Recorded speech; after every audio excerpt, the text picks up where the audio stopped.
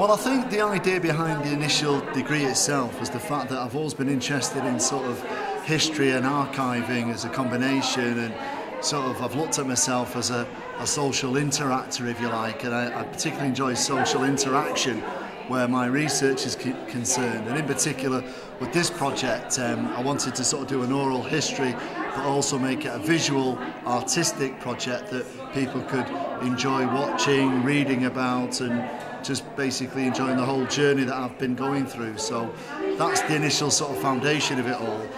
The fact that it was related to sports, which is another love of mine, was a perfect combination. However, this particular project, which is based on a Gaelic football club, which is an Irish related sport, was totally different for me because I didn't know anything about the rules or the setup of how you play the game. So from a social history point of view, it's been fantastic.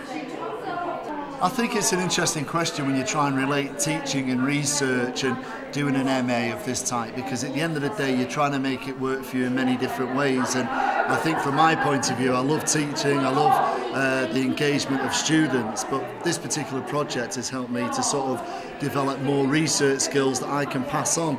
And also along the way there were problems, there were difficulties, and it's how you overcome those problems and turn them into opportunities. So I've endeavoured to do that as I've gone along with the 2-year project, and I think of us, to be honest, that's been the sort of clear-cut route that's benefited me, you know, with my teaching and with my research. I've been able to make them work together and enhance my experience and put that forward as a lecturer here at the university.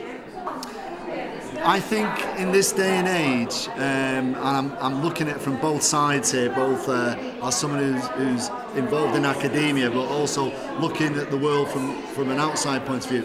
I think it's great, and I think you should do an MA at some stage. Not necessarily when you finish your undergraduate, your BA, but I think at some stage you should consider doing an MA, because I think it's that next step forward, you know.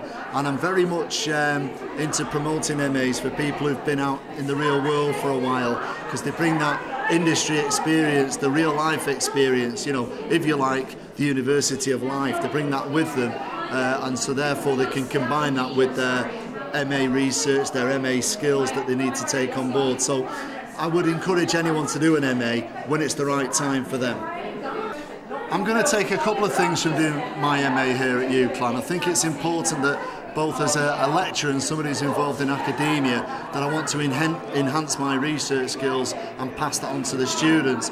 But I also want to take the actual MA further and perhaps take it forward to a PhD and concentrate my research and develop that over a period of time.